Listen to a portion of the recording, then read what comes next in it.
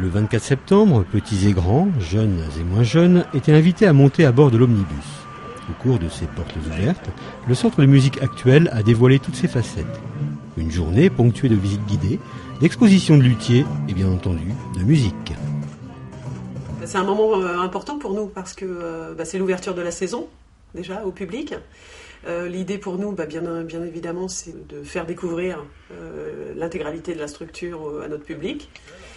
Donc pour les gens qui fréquentent déjà les concerts ou les studios, c'est leur montrer un petit peu tous les autres locaux qu'ils ne voient pas, là où sont accueillis les artistes, l'endroit où on accueille les gens pour la formation et l'information, de faire visiter le studio d'enregistrement. Parce que pour le grand public malouin, ceux qui ne connaissent pas forcément les lieux, l'omnibus ce sont d'abord des concerts. Qu'est-ce que vous proposez sinon tout au long de l'année pour les... Alors c'est vrai que les concerts c'est un petit peu la vitrine, c'est ce qui est médiatisé toutes les semaines dans la presse. On a 4 studios de répétition, on a aussi un studio d'enregistrement, on a tout un programme d'action culturelle, d'action envers le public scolaire. On accueille des écoles élémentaires jusqu'au lycée, en fait, sur des concerts pédagogiques, sur des actions spécifiques. On a aussi un festival ça sera la 3e édition, là, en avril, de Wind Blues, qui est autour du rock, mais surtout destiné aux petits, donc qui s'appelle Il y a du rock dans mes épinards. Donc là, ça dure une semaine, sur un système de programmation de concerts rock, des ateliers de découverte musicale, de DJing, de scratch, voilà, enfin là, comme pour les grands, mais pour les petits. Alors on voit là en se promenant dans l'omnibus aujourd'hui, on voit beaucoup de jeunes bien évidemment, mais on voit aussi des personnes un peu plus âgées. Ça veut dire que l'omnibus est ouvert à tous les âges ?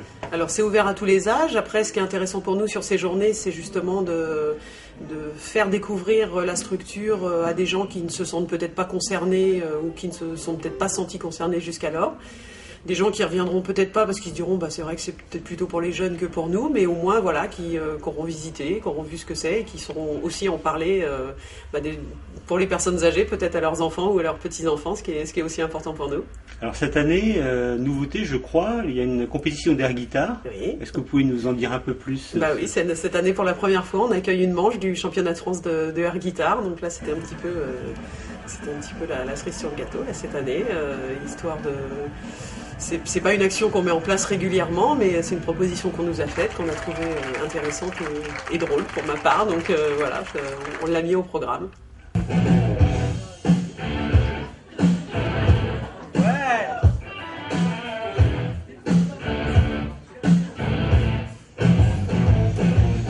Alors le principe de l'air guitare c'est extrêmement simple. Le principe de l'air guitare c'est bien sûr de mimer les faits et gestes d'un guitariste qui joue sur scène. Il y a une fédération française qui existe depuis 2002, il y a une fédération mondiale qui existe depuis 1995 et tous les ans on élit le titre suprême en Finlande du titre honorifique bien sûr de champion du monde d'air guitare.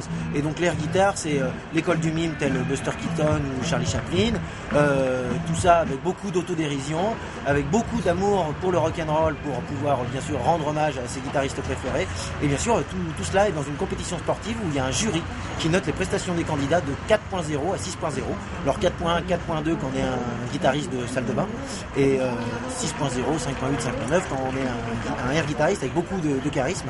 Et là, quand on devient champion de air guitare dans sa région, par exemple aujourd'hui, celui qui finira champion de l'omnibus à Saint-Malo représentera Saint-Malo à la finale des championnats de France d'air guitare au mois de juin prochain.